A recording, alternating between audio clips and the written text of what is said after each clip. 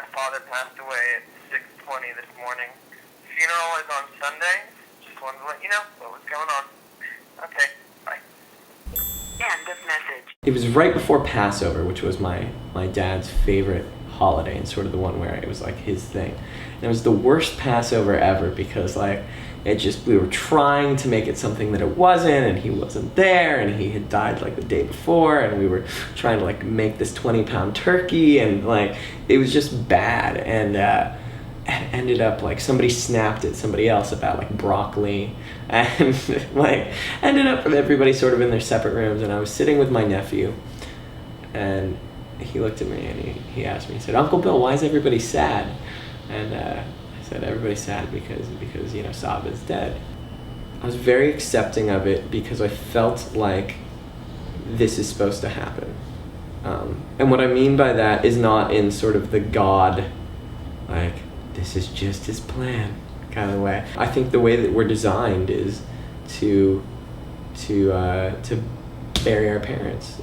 There is a strength within us, whether you call that a spiritual strength or you believe in some sort of evolutionary mental adaptation, that we are made to get through it, and that we are designed for this, that this is supposed to happen.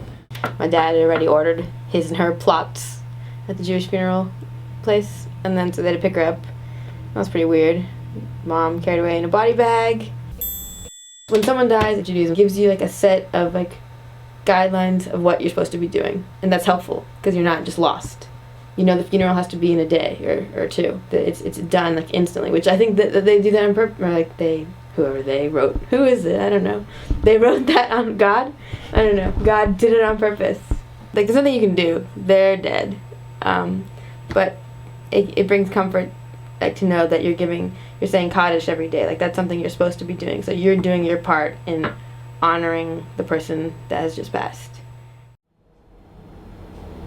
So when your dad died, I didn't really know anything about Jewish funerals. I'm not Jewish, but I really wanted to be there for you. And I was talking to someone and they said, "Is she going to sit Shiva?"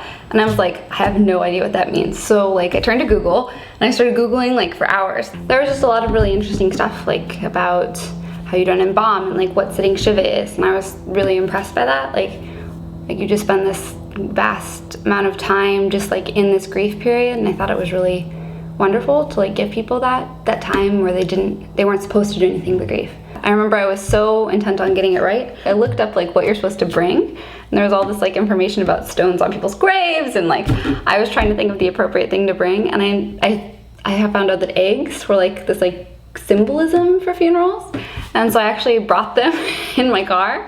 Like I had to like hard boil them, and it was so hard in the dorms, so I hard boiled all these eggs, and then I brought them to your house, and I was like, "I have the eggs," and everyone looked at me like, "What are you talking about?" I'm like, they're symbol, and I don't know.